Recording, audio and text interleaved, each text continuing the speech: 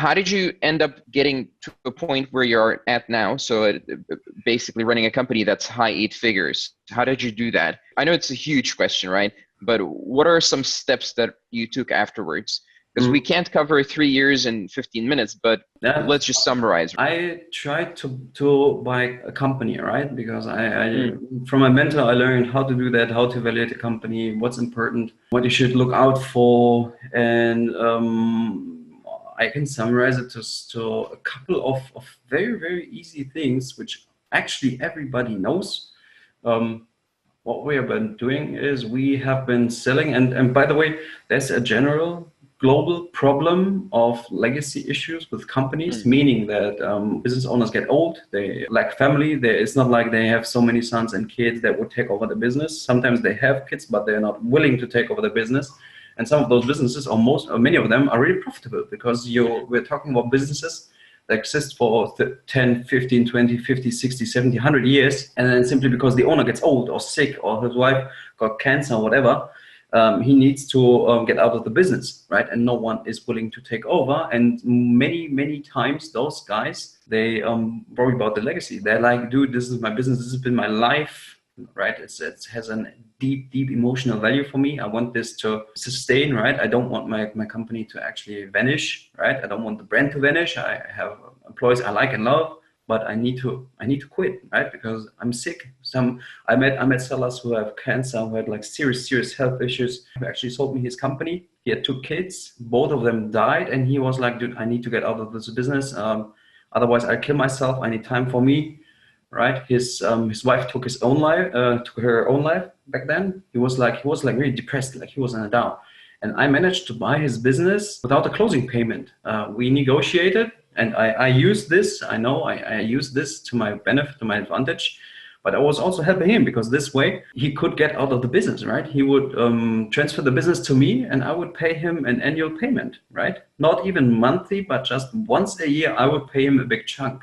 It was okay because he had the money, he didn't need it. He was just trying to get away. And I know that he, sounds like a cliche, but he moved to Asia and he tried to not become a monk, but he wanted to travel the mountains and stuff and see the world from different perspectives to actually orientate and find a new way, like find new strange. And this is how I bought my first business, right? Just without cash, low risk.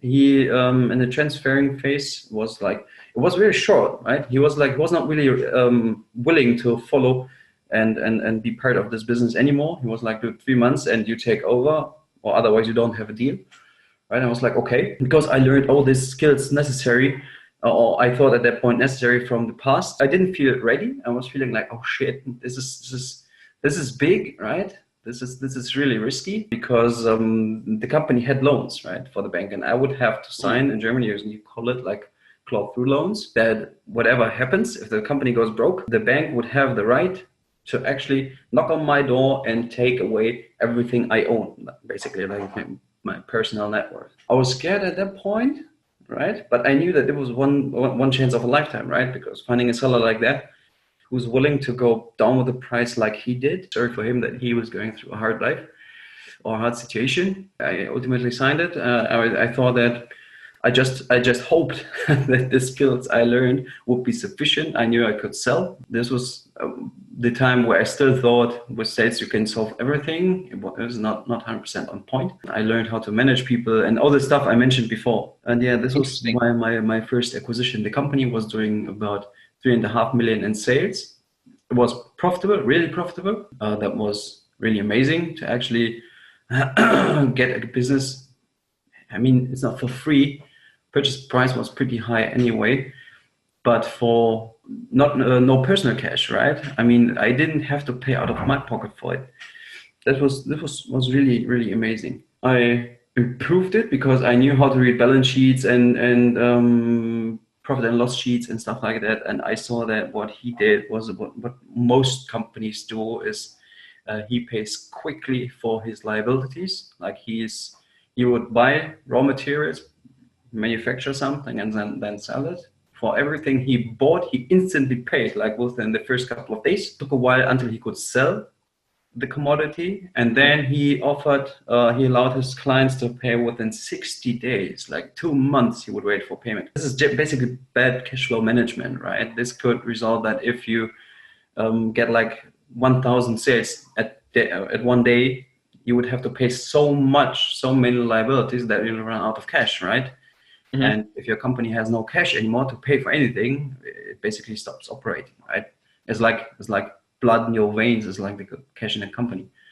So I improved that, managed to increase cash flows like dramatically, managed to pay out the seller quickly, grow the company organically a bit, and then I was happy at that point because we are doing quite a good revenue and it was really profitable. But my mentor told me to buy another company, right? And then I asked him, why? Dude, I'm busy, right? He then talked to me about that, and he was really correct. It's like, is it Pareto principle? I don't know. If you have 7 days to complete a task, whatever you do, your brain will make you use up all this time available, right?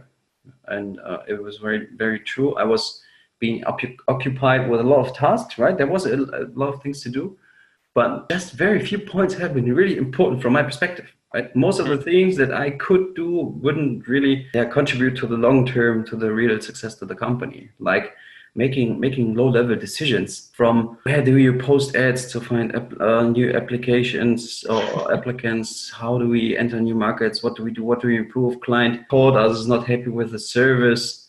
At that point, it was like we shipped 1 day too late. I mean, as a business owner, I don't give a shit.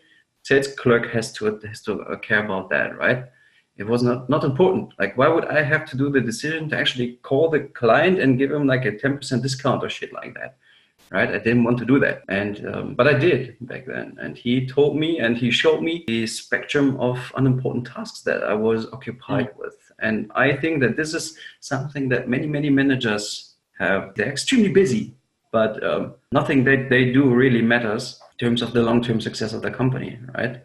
Like buying pens, like how many pens do we buy? Who gives a shit? It's not an owner task, right? And then we bought another company, similar setup. We then refined the searching process for leads to companies to buy. We are actively searching for companies that would have a problem in their family or legacy or would be sick, right? It was seriously our search requirements. Company has to be successful. So owner has to have a problem with his family or his legacy. Is like, and he has to be old, preferably old and sick, and his wife also sick.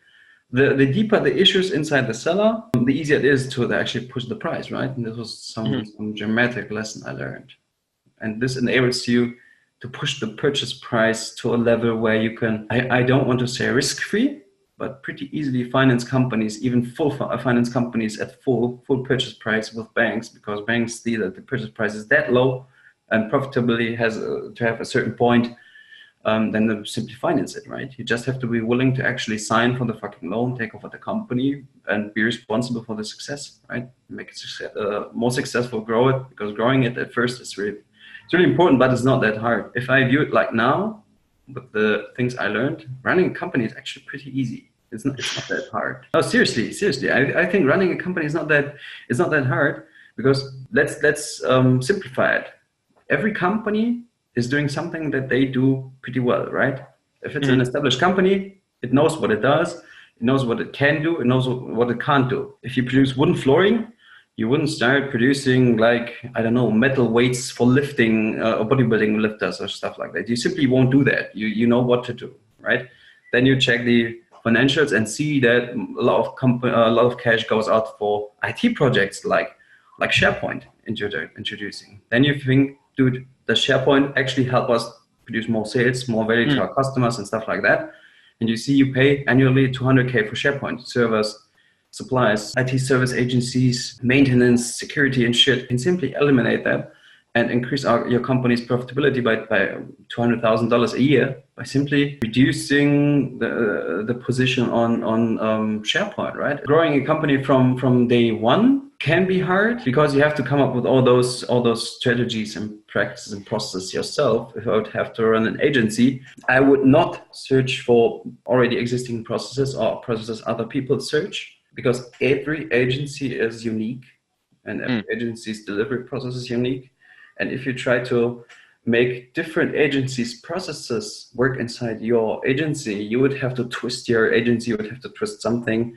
It wouldn't be the perfect fit, right? And your business and your job as the business owner is basically figuring out the perfect fit for your company, figuring out the right people at first, of course, right? You need people who can deliver.